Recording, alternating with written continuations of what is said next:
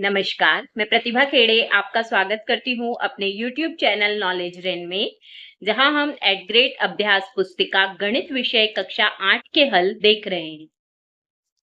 आज हम अध्याय 9 क्षेत्रमिति के हल देखेंगे। प्रश्न को पढ़कर दिए गए विकल्पों में से सही उत्तर चुनकर लिखिए और सामने दिए गए सही घेरे को भरिए। प्रश्न नंबर 1 है, यदि एक घन की भुजा को उसकी मूल भुजा से 10 गुना बढ़ा दिया जाए तो उसके आयतन में क्या परिवर्तन होगा?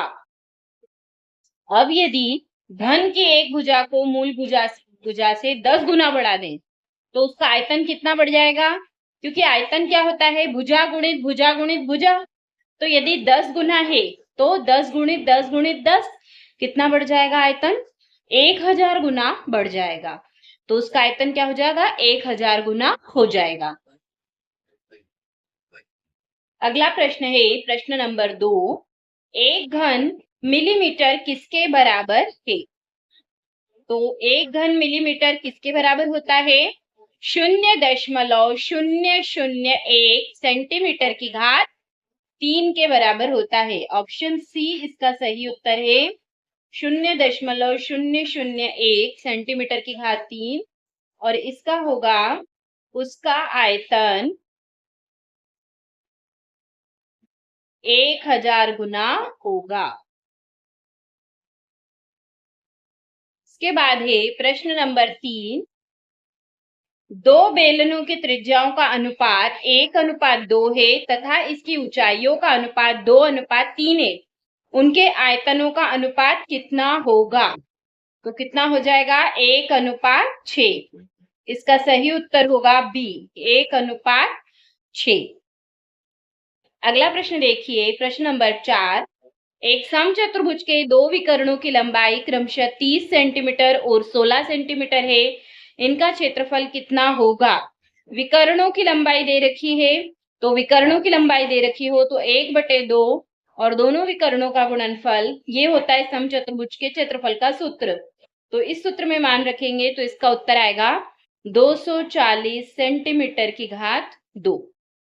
प्रश्न नंबर 5, यदि एक घनाभाकार टंकी जिनमें ढक्कन नहीं है की लंबाई 1 मीटर, चौड़ाई 1 मीटर और गहराई 2 मीटर है तो टंकी का पृष्ठीय क्षेत्रफल कितना होगा? हम जानते हैं कि टंकी बेलनाकार होगी, तो यहाँ पर बेलन के पृष्ठीय क्षेत्रफल का सूत्र लगेगा। मान रखेंगे तो उत्तर आएगा 9 वर्ग मीटर। अगला प्रश्न देखिए, दिए गए प्रश्नों को हल कीजिए। प्रश्न नंबर 6, एक ऐसे घन की भुजा ज्ञात कीजिए जिसका पार्श्व पृष्ठीय क्षेत्रफल 600 सेंटीमीटर की घात 3 है। तो घन का पार्श्व क्षेत्रफल 600 है, 600 सेंटीमीटर की घात 3 है। तो 6l की घात 2 बराबर कितना है? 600। तो l की घात 2 बराबर हो जाएगा 600/6। तो l बराबर आ जाएगा अंडर रूट में 100। 6 से 600 को काटेंगे तो 100 आ जाएगा और l बराबर आ जाएगा 10 सेंटीमीटर। इसका आंसर होगा 10 सेंटीमीटर।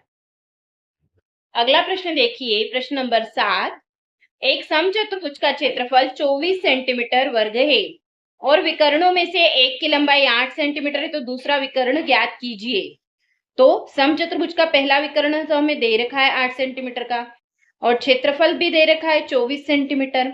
सूत्र क्या होता है? 1/2। क्षेत्रफल का सूत्र है ये 1/2 d1 गुणित d2। d1 है पहला विकर्ण और d2 है दूसरा विकर्ण। तो 1/2 और इसका मान दे रखा है 24, तो 1/2 8 गुणित d2 हमको नहीं पता है, d1 पता है, मान रख दिया। इसको हल करेंगे तो हमारे पास हल करने पर उत्तर आ जाएगा इसका 6 सेंटीमीटर। तो समचतुर्भुज का दूसरा विकर्ण कितनी लंबाई का हो जाएगा? 6 सेंटीमीटर का। अगला प्रश्न देखिए प्रश्न नंबर 8, 21 सेंटीमीटर चौड़ाई वाले एक आयताकार कागज को चौड़ाई के अनुदिश मोड़कर 20 सेंटीमीटर त्रिज्या वाला एक बेलन बनाया जाता है। बेलन का आयतन ज्ञात कीजिए। तो बेलन की त्रिज्या कितनी दे रखी है? r बराबर 20 सेंटीमीटर।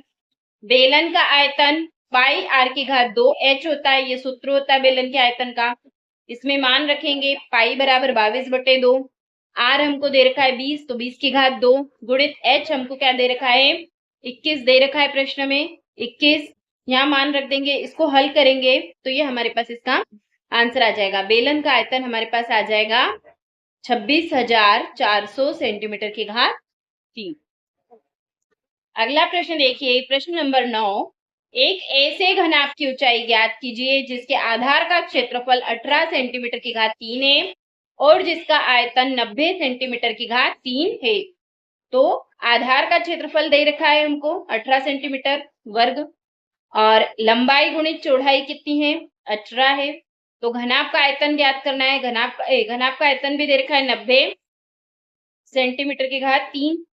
एल गुणित बी गुणित एच, एल बराबर 90 तो 18 गुणित एच बराबर 90, तो एच बराबर आ जाएगा 90/18 मतलब 5 सेंटीमीटर। तो घनाभ की ऊंचाई यहाँ से हमको कितनी मिल जाएगी 5 सेंटीमीटर। प्रश्न नंबर 10 है, दो घनों के आयतनों का अनुपात 1:64 है। इनके पृष्ठीय क्षेत्रफल का अनुपात ज्ञात कीजिए। दो घनों के आयतन का अनुपात है 1:64, तो L1 की घात 3 और L2 की घात 3 बराबर 1/64। तो L1/L2 पूरे की घात 3 बराबर 1/64 को क्या लिख सकते हैं हम 64 को हम लिख सकते हैं 4 गुणित 4 गुणित 4 मतलब 1/4 की घात 3। तो L1/L2 बराबर आ जाएगा 1/4। तो दो घनों के पृष्ठीय क्षेत्रफल का अनुपात कितना आ जाएगा 6L1 की घात 2 और 6L2 की घात 2। इसको जब हम हल करेंगे तो हमारे पास आ जाएगा अनुपात 1:16। अगला प्रश्न देखिए, प्रश्न नंबर 11। एक भवन में 18 बेलनाकार खंबे हैं। प्रत्येक खंबे की त्रिज्या 35 सेंटीमीटर है और ऊंचाई 5 मीटर है। 9 रुपए प्रति वर्ग मीटर की दर से सभी खंभों के वक्र पृष्ठीय क्षेत्रफल पर पेंट कराने का व्यय ज्ञात कीजिए। 9 खंबे दे रखे भवन में और उन 9 खंभों को पोतना है, तो हमें कितना खर्चा आएगा ये बताना है। तो खंबे की त्रिज्या r बराबर 35 सेंटीमीटर है। खंबे की ऊंचाई h बराबर कितनी हो जाएगी 5 मीटर दे रखी है 5 गुणित 100, क्योंकि यहाँ मीटर को क्या किया है सेंटीमीटर में बदला है, तो 5 में 100 का गुणा किया 500 सेंटीमीटर आ गया। अब एक खंबे का वक्रीय पृष्ठ का क्षेत्रफल क्या आएगा 2πr/h। तो 2 की जगह 2, पाई की जगह 22/7, आर की जगह 35 मान रख देंगे और h की जगह क्या आ जाएगा 500 आ जाएगा। इसको जब हम हल करेंगे तो हमारे पास कितना आ जाएगा यहाँ पे 1,10,000 आ जाएगा सेंटीमीटर की घात 2। अब इसके बटे में क्या आ जाएगा, क्योंकि यहाँ खर्च निकालना है हमें, तो एक खंबे का 9 रुपए प्रति वर्ग मीटर की दर से सभी खंभों का के वक्रीय पृष्ठीय क्षेत्रफल पर प्रिंट कराने का व्यय ज्ञात करना है। तो यहाँ पर हमने वापस इसको क्या किया, अभी मीटर में बदला, ये सेंटीमीटर में था इसको काय में बदला है मीटर की घात 2 में, तो 11 मीटर स्क्वायर आ गया। अब 18 खंभों का वक्रीय पृष्ठ का क्षेत्रफल 11 गुणित 18 हो जाएगा मतलब 198 मीटर की घात 2। 18 खंभों में पेंट कराने का व्यय कितना आ जाएगा 198 गुणित 9, तो 1,982 रुपए आ जाएगा। अब प्रश्न नंबर 12। एक कंपनी चाय पत्ती बेचती है। चाय पत्ती को पैक करने के लिए घनाभाकार डिब्बों का उपयोग किया जा रहा है। डिब्बा पी की विमाएं 3 सेंटीमीटर 8 गुणित 8 सेंटीमीटर गुणित 20 सेंटीमीटर और डिब्बा क्यू की विमाएं 2 सेंटीमीटर गुणित 10 सेंटीमीटर गुणित 24 सेंटीमीटर है। डिब्बे का कौन सा आकार कंपनी के लिए आर्थिक दृष्टि से लाभदायक रहेगा और क्यों? तो जिसका अब अपन इनके क्या निकालेंगे पृष्ठीय क्षेत्रफल निकाल लेंगे। तो डिब्बे पी का क्षेत्रफल निकाला हमने, तो पृष्ठीय क्षेत्रफल का सूत्र है 2 गुणित लंबाई गुणित चौड़ाई धन चौड़ाई गुणित ऊंचाई धन ऊंचाई गुणित लंबाई। इस तरह से सूत्र होता है। इसमें मान रख देंगे, हमें एल का मान भी पता है, बी का मान भी पता है और एच का मान भी पता है। सूत्र में मान रख देंगे, इसको हल करेंगे तो उत्तर आ जाएगा 488 वर्ग सेंटीमीटर। अब डिब्बा क्यू का क्षेत्रफल निकालेंगे, वही का वही सूत्र लगाएंगे। यहाँ पर भी लंबाई चौड़ाई और ऊंचाई के मान रख देंगे, हल करेंगे तो आ जाएगा 616 सेंटीमीटर की घात 2। अतः डिब्बा पी कंपनी को आर्थिक दृष्टि से लाभदायक होगा, क्योंकि इसमें क्षेत्रफल कम लग रहा है, इसलिए ये वाला जो पी वाला है ये क्या होगा लाभदायक होगा। अगला प्रश्न है प्रश्न नंबर 13। ए भुजा वाले 6 घनों को मिलाकर निम्नानुसार 2 घनाभ बनाए गए हैं। एक ये बनाया है और एक ये बनाया हुआ है। तो घनाभ ए और बी के पृष्ठीय क्षेत्रफल की गणना कीजिए और बताइए कि किसका पृष्ठीय क्षेत्रफल कम है। यहाँ दोनों के पृष्ठीय क्षेत्रफल की गणना करनी है और बताना है कि किसका क्षेत्रफल कम है। तो घनाभ ए के लिए L बराबर 6a, B बराबर a और H बराबर क्या है, a है। पृष्ठीय क्षेत्रफल निकाल लेंगे मान रख के, तो कितना आ जाएगा 26 a की घात 2 वर्ग इकाई। और घनाभ B के लिए L बराबर 3a, B बराबर a और H बराबर 2a है। अब ये कैसे निकाला है, तो यहाँ देखें L बराबर 6a, तो 1 2 3 4 5 और 6, तो ये लंबाई हो गई। लंबाई कितनी हो गई 6a। B बराबर क्या लिखा है a, तो B मतलब चौड़ाई, तो ये तो एक ही दिख रही है और ऊंचाई भी एक ही है, तो यहाँ a लिखा है। अब b के लिए देखें, तो b के लिए l बराबर 3 है, 1 2 3, और b बराबर क्या है 1 2, चौड़ाई 2 है और ऊंचाई कितनी है, ऊंचाई भी 2 है, 1 और 2। तो इस तरह से ये हमारे पास, इसमें मान रखेंगे हम, पृष्ठीय क्षेत्रफल निकालेंगे, कितना आ जाएगा 22 a की घात 2 वर्ग इकाई, है ना। तो घनाभ का बी का पृष्ठीय क्षेत्रफल क्या होगा, कम होगा। ये पूछ रहा है किसका कम होगा, यहाँ आया 26 a की घात 2 और यहाँ आया 22 a की घात 2, तो बी का पृष्ठीय क्षेत्रफल क्या होगा, कम होगा। अगला प्रश्न है प्रश्न नंबर 14। किसी कमरे के फर्श में समचतुर्भुज के आकार की 40 टाइलें हैं। प्रत्येक के विकर्ण 24 सेंटीमीटर और 21 सेंटीमीटर लंबाई के हैं। 2 रुपए प्रति वर्ग सेंटीमीटर की दर से इस फर्श को पॉलिश करने का व्यय ज्ञात कीजिए।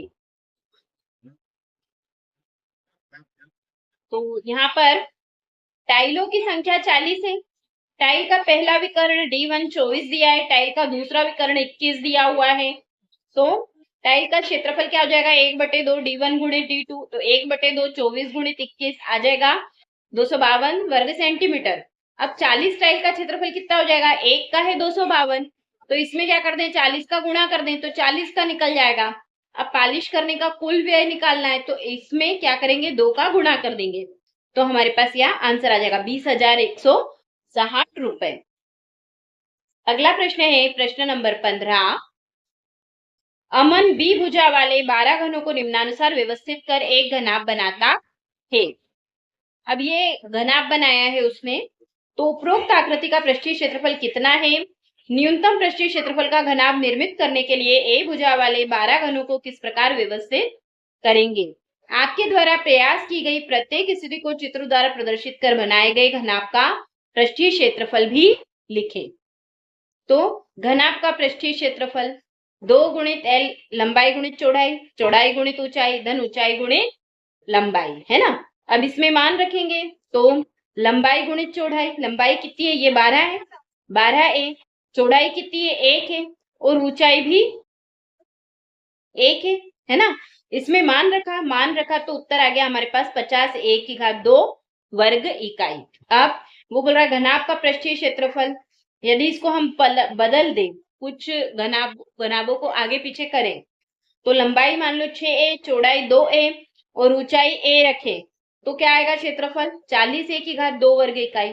अब यदि लंबाई को 3 कर दें, चौड़ाई को 2 और ऊंचाई को 2 कर दें, तो क्षेत्रफल कितना निकलेगा 32 a की घात 2 वर्ग इकाई। ये अलग अलग स्थितियों में हमने इसके क्या निकाला, पृष्ठीय क्षेत्रफल।